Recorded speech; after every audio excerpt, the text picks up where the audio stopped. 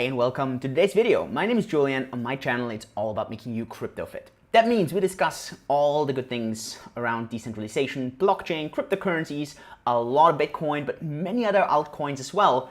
And today I kind of want to dig in. What's been up with all this bloodbath that's been going on recently? And with recently, I'm really talking about the last 7 to 10 days. We have seen a significant drop. We are at 6 months low, and obviously a lot of people are asking, what the heck is going on? Is this the end of Bitcoin? Is this the end of crypto? Is everyone wrong? Are we gonna see all-time lows? Should you be buying? Should you be selling?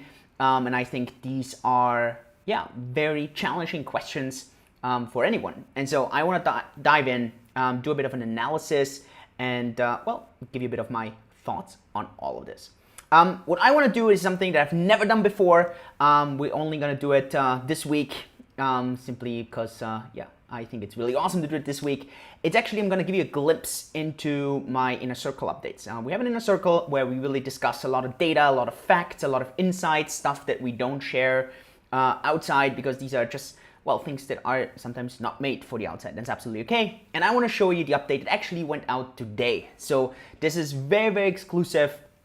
Normally I don't share this with the public, but I want to go through this, and I feel it's really important right now. We had a critical point in crypto, and at the end, yes, I have 2 businesses to run, and yes, it's about making money in those businesses, otherwise it stays a hobby, but I still have a deeper mission, and this mission is to make people crypto fit and to really help people. I was really fortunate. I made very good money with Bitcoin, and I hope that others have this too. And so when I feel it's really at a critical crossroad, community and everything and service is more important than anything else. So that's why I'm doing this. That's why I'm sharing this. So let's take a look and see what this update was all about. Now, don't get confused. This is German, but you will still understand it because I'm going to be translating everything on the fly in English. Basically, what we're seeing right now is, we see Bitcoin at a 6 month low.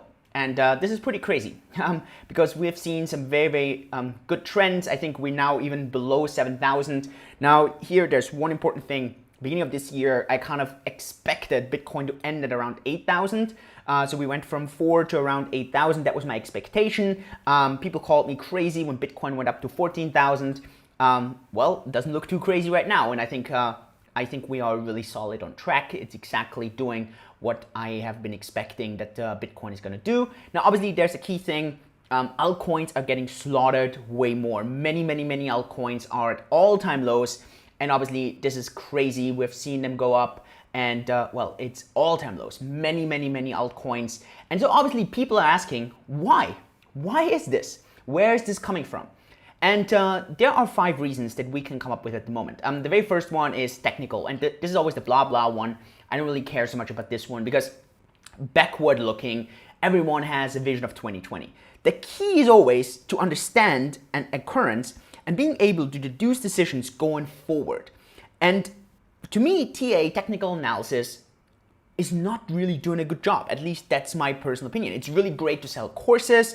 It's really great for YouTubers who actually are traders and are making money. Now, I'm not saying that there's no one out there. It's just, technically, yes, people, the MACD says it was overbought, and we hit this resistance level, and now we're going there. To me, this is all blah blah. I don't really care, because at the end, you have one event that's completely not predictable, and TA completely goes off. And then TA always says, but this is because you have these macro events happening. Yeah, but these macro events always trump these technical analysis. So let's look at those macro events. And to me, obviously, a key one was the China one. China, at the end, it was really hyped a month ago. And now I think we see a bit of the counter movement. The truth about China's optimism is probably going to be somewhere in the middle. And this is something we discussed over and over again, that China is going to be big, but it's definitely not that overly hyped. Because at the end, every government wants to be careful in protecting its people.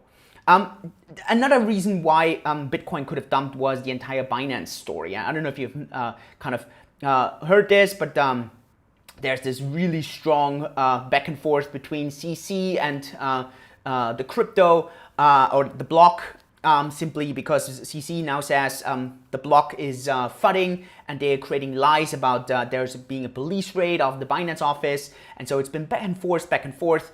And obviously this hit prices and then kind of back forward spiraled. And now CC and also Justin Sun from Tron is saying, hey, let's create a FUD fund where we can really sue those publications.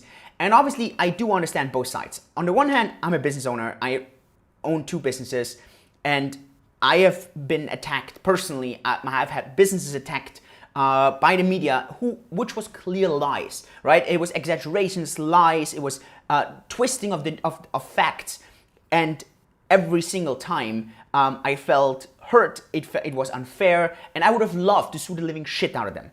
But then on the other hand, I'm on the other side. I report, I discuss, I talk. And well, I have a podcast. I have one of the largest podcasts in crypto, large YouTube channels. So I care about this as well from the other side. And so I do see the pros and cons. I understand free speech, but I also understand protecting a business. And so obviously with all this FUD, with all this back and forth, this had massive impact for sure. And I think that was a key thing. And I think it definitely hurt. So I think here the over-optimism now becomes a bit more rational.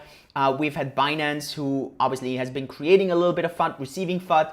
Then we've had a lot of bets, and this was very clear. Hedge funds were shorting Bitcoin. They saw that Bitcoin had this really strong uptrend the weeks before. We've had this massive pump from mid-October until like beginning of November. And well, people were like, hey, you know what? We've had this, I don't know, 50, 40% in like a few weeks. Let's short this thing. And obviously, this was clearly there, and you have this. And then, yeah, you know, you have the people screaming, hey, we have all this price manipulation. Yeah, we understand. But you will never have price manipulation go away. It will always be there, especially if something is relevant. If there's no price manipulation, it means it's not relevant. Just always see it this way. Here, I have a really nice screen here at the end. The only way to avoid criticism is to say nothing, do nothing, and be nothing, Aristotle. And at the end, it's something here as well. You don't want manipulators come in, then stay relevant. Then no one's going to care about it. Otherwise, you will always have manipulators. And then the last thing that's been not much discussed actually in the Western media, here in Asia, a lot of people talked about it. It was the Plus token dump via Huobi, and a lot of well, funds got dumped there in the past couple of days, and it kind of led to, in total, to this price, a really aggressive decline. Now, the interesting thing, a lot of miners are optimistic. The hash rate's been going up, difficulty turned around, so this is very interesting. Miners, most of the time, very short-term focused, so they're quite optimistic. If you pay attention to really facts and numbers, and this is me, you have the Maya multiple, and it's as low as it can get. 0.73, great times to buy if you have at least a time horizon of 4 years. That's the key thing. You need to have a time horizon of at least 4 years. I think really good time right now. And then obviously now you had those perma bears come in. Peter Schiff, a gold bug, he has been like hitting on Bitcoin, obviously now full speed. You had Peter Brandt that I really follow. I think he does a good job on trading stuff. Well, interesting, he sees an all-time low in July next year, so he sees even lower prices. One thing that I do see is I think we're gonna see a strong pump prior to the halving. And afterwards, I think we're gonna see a drop, and that's gonna be critical. Fundamentals looking strong as ever. Segwit's been integrated. They have been updating to a new service now. They just brought out, at least Core brought out a new software version. So it's been going strong. So the fundamentals are there. So this is just right now is a lot of emotions that are in. And then you can see this if you look at in and out of profits. And this is something I love looking at. These are addresses in profit, out of profit. So Bitcoin, very strong. Obviously the forks as well, Cash and Satoshi Vision. And then Chainlink, one of the very few alts who's actually in plus. Most of the alts are massively in minus. Cardano, like most of the coins are in minus. Litecoin, Ethereum Classic, BAT, IOTA. These are just a few examples. Massive in minus. And so obviously you see this. You see on Twitter, you see you see in the communities. Obviously you see a couple of things. Those people that have been whining and complaining in the last days, either they held the wrong coin or they have way too much money in these coins. And then you have people, and I count myself among that, who sees this really relaxed. Like, I really don't care. I didn't buy or sell any Bitcoin, so I still have the same amount of Bitcoin. Yeah, a price measured in dollars fluctuates. So what? I don't really care. But this is also because And here it comes in. That's why I don't invest more than I suggest people to invest. And people don't understand why you shouldn't put 100% in. Well, exactly because of those moments. So this is, I think, really, really key. Yeah, and I think that's going to be an interesting one. Holger, your question about the halvening, let's discuss this in a different video, not today. A lot to discuss. I don't know if you have been at one of my crypto nights. I discussed this in great detail there as well, but I'll cover this on the YouTube channel. But it's still like close to 6 months to go, so let's wait a bit for that. And now, and here in these times, you see DeFi, for example, it's bad sides. And here you saw a lot of smart contracts got triggered and sold a lot of ETH. And so obviously this kind of hurt in this case because you had all this automatic selling. So this is obviously the downside of it, right? You have ups and you have downs, and I think this is the key. And so if you sit here and you're like, okay, in what should I invest? And this is the stuff I love, data and facts, right? I don't care about opinions. I don't care about emotions. I don't care about your feelings. To me, it comes down to data. And you want to have data and you want to draw your opinion from that. And most people do it different, the other way around. They come and they just come with their stupid, silly emotions. They come with feelings. Oh, my feelings are hurt. Who gives a fucking shit if your feelings are hurt? Seriously, it's all about data and facts. That's what matters. And the data and facts are clear. Bitcoin is up this year, 100%. So for those, and that's always what I recommend. I've been recommending this from the very beginning. If you're reading my book, Cryptocurrencies Explained Simply, I really highly encourage you there as well. Put most of your funds into Bitcoin. If you want to diversify, then you can go and say, okay, what is the total market cap of each in percentages, and kind of allocate it like this. One thing that I also think could be interesting is to split it between the largest store value, Bitcoin, and like the largest smart contract platform. Obviously this year it hasn't been performing so well, but I mean, obviously Ethereum could perform quite well if there's scaling issues get solved. But then as soon as you get into more complicated things, more altcoins, most of the time you're actually performing worse. You're taking on way more risk and way more volatility, and most of the time way less upside. And I think that's a very key thing. Stick to the strong, large coins that are being used. I think that's a key thing going forward as well. Just a bit of time horizon, and I think I want to put some stuff in perspective. The first website of Google, how the beginning of the internet looked. So a key thing is here really to understand, time horizon.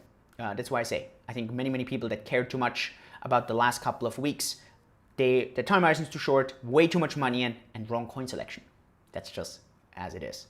So, is it a good time right now to buy? Well, Maya multiple says so. It's rarely that the Maya multiple is that attractive. I did buy, and I think it's a really good time. So, not complaining there. Just there's a few things at the end. Algorand, something very interesting. We're doing something super similar with DeFi chain, just we do it on Bitcoin, and Algorand does it on a separate chain. Basically, smart contracts without the Turing complete part. I think really interesting. And so these are my thoughts here. So I hope you kind of get value at this, and I hope you kind of understand my thinking. It's all about time horizons, good coin selection, and it's the right investment amount. And if you do this, then you should be super fine, and you should be not worrying at all about it. You should sit there and be like, you know what? Maybe I'm dollar cost averaging anyways. Let me drop some more funds. Let me invest some more. No problem. All easy. It's a great time. So is it a bloodbath? Yes. But it's these times that you select the winners from the losers, and I hope that you're part of those winners. If you love this stuff, do me a quick favor. Click the like button. Subscribe. If you're listening to the podcast, click the subscribe button on the podcast, wherever you're listening to this, Facebook, Twitter, and so on. Would be awesome. With this, I hope I see you in the next video. Yours truly, Julian. Thank you. Bye-bye.